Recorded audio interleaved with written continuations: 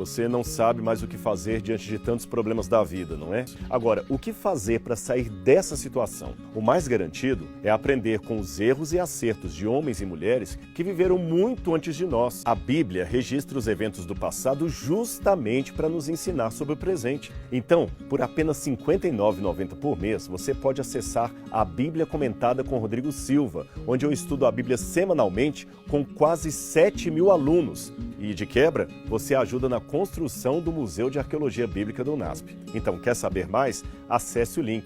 Eu aguardo você.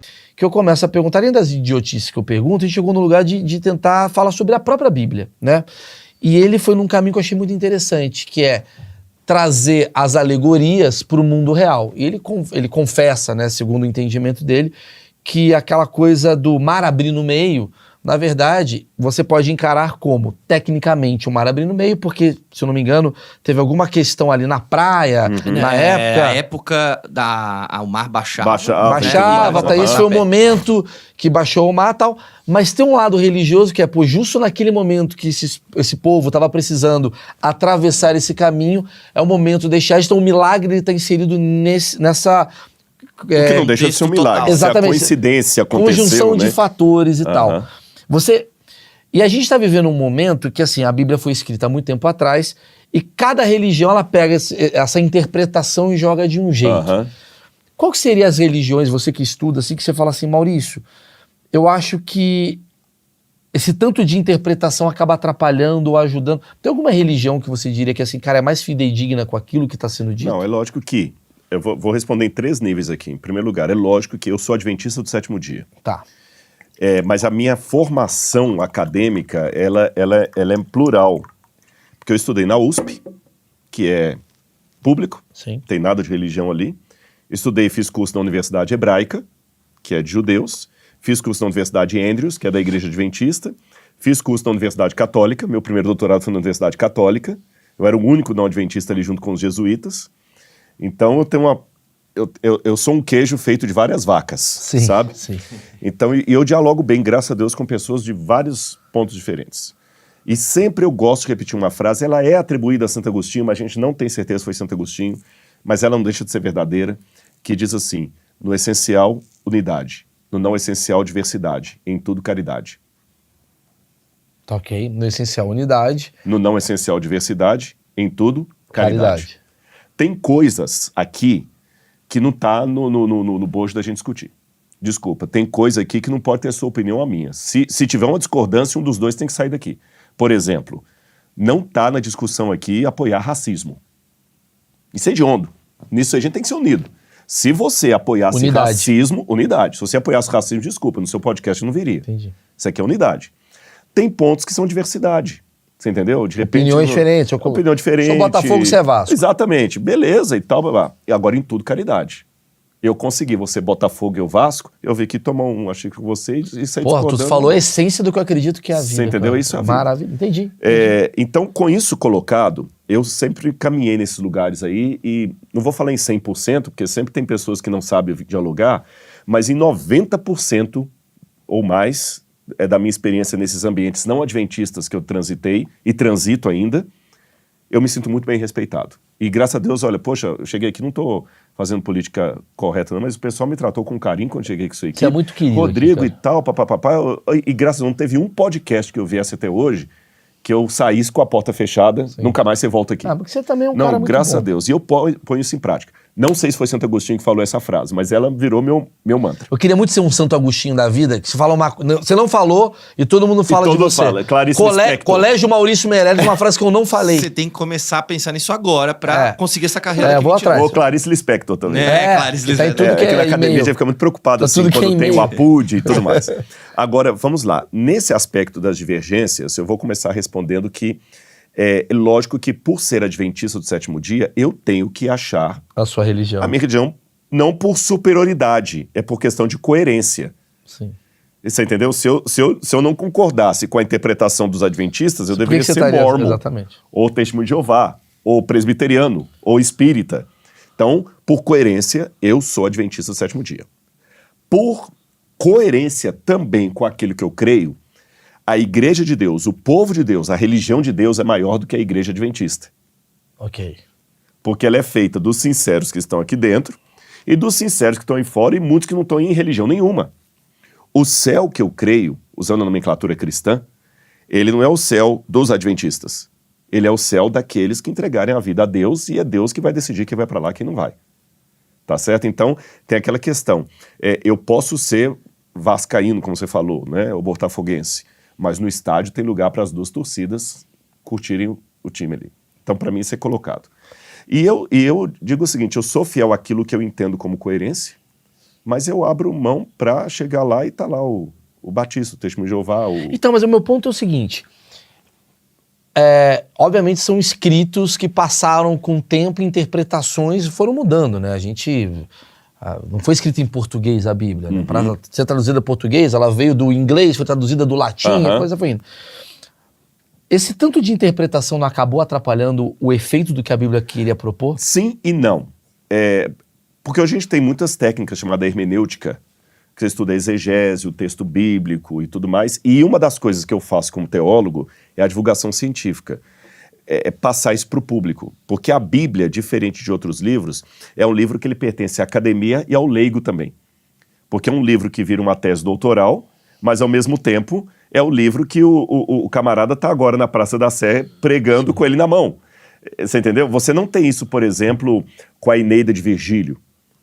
Os latinistas estão estudando a Eneida de Virgílio, está virando uma tese doutoral, mas você não tem, a não ser um nerd da vida que vai virar um acadêmico, você não tem ninguém dentro do ônibus lendo a Eneida de Virgílio lá, você entendeu? Ou citando a Eneida de Virgílio enquanto está capinando o lote ali. Sim. A Bíblia não, a Bíblia transitou desde o mundo provinciano até o mundo acadêmico, desde o camarada semi-analfabeto lá que aprendeu ali na Bíblia, eu conheço vários casos, até aquele que está ali em cima. A Bíblia está dentro da cadeia e está dentro da USP, virando tese doutoral.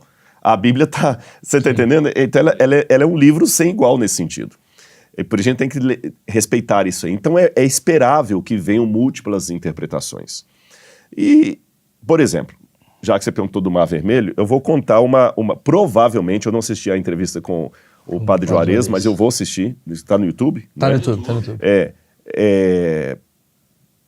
Eu tive uma posição dentro da Universidade Católica que exatamente ia chocar com alguma coisa do Padre Juarez. Eu estava único não católico ali, no meio de jesuítas, aula do Padre Huberto Lepoignet, um francês, e a gente estava lá e ele falando do mito do Mar Vermelho. O mito não é o Bolsonaro, não, o mito do Mar Vermelho. O mito. Falou 3 mitos aqui, já virou corte. Já virou corte. Já tá aí, já tá bombando. Ó, Rodrigo aqui, apoia o Bolsonaro. Aqui, ó. Aí o que acontece? Milei agora, né? Então, quer dizer, o mito do Mar Vermelho. O mito do Mar Vermelho, o mito do Mar Vermelho. Então, a gente sabe que é um mito e tudo. Eu levantei a mão e perguntei assim, padre, por que o mito? Aí ele olhou assim, eu lembro que tinha um colega polonês do lado assim, a maioria era estrangeiro. Como é que esse camarada está fazendo o doutorado, fazendo uma pergunta estúpida dessa? Aí, quando eu vi a reação da SAP, foi um negócio tão doido, como se eu estivesse defendendo terraplanismo dentro da faculdade de física da USP. Então, a Terra não é plana? A sensação foi essa. Caramba. Aí eu falei, não, calma, deixa eu explicar. Deixa eu fazer uma pergunta para o senhor, padre. Maria era virgem quando Jesus nasceu?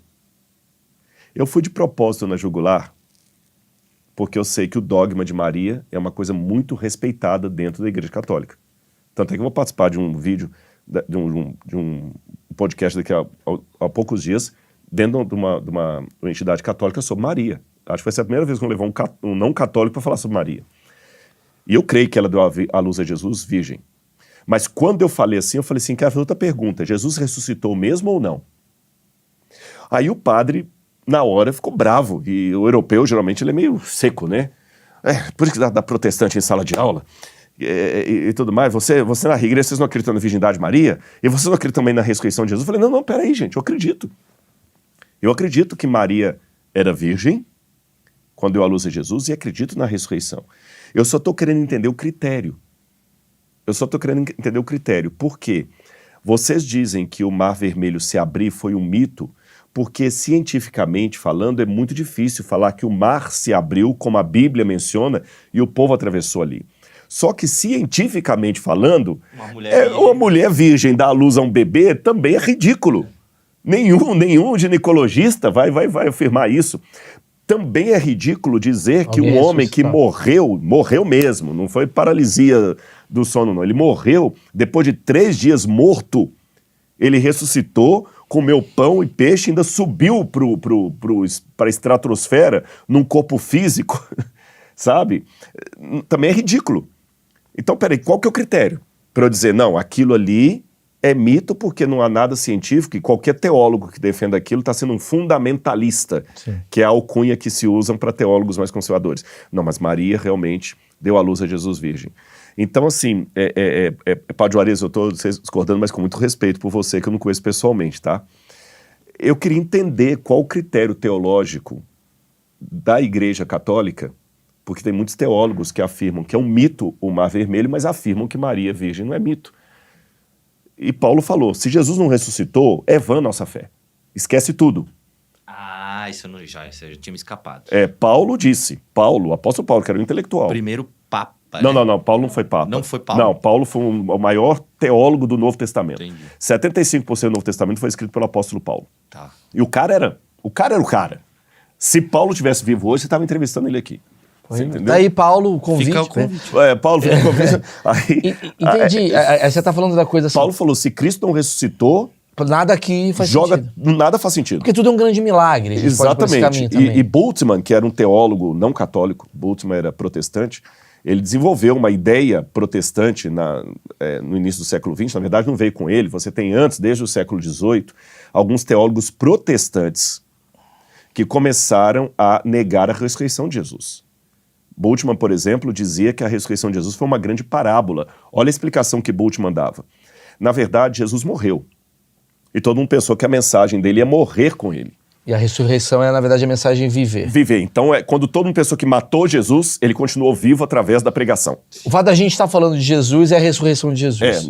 Para Bultmann era isso. Sim.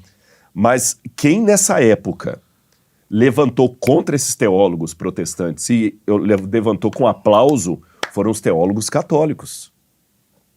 Católicos e anglicanos. Você tem um teólogo para N.T. Wright, camarada é um gênio, N.T. Wright, ele escreveu um livro dessa grossura sobre a ressurreição de Jesus. Anglicano, ele é vivo ainda. Livro muito... doido demais o negócio.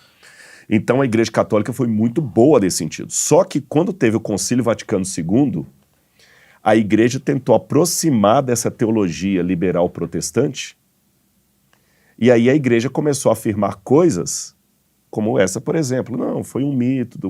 Então, mas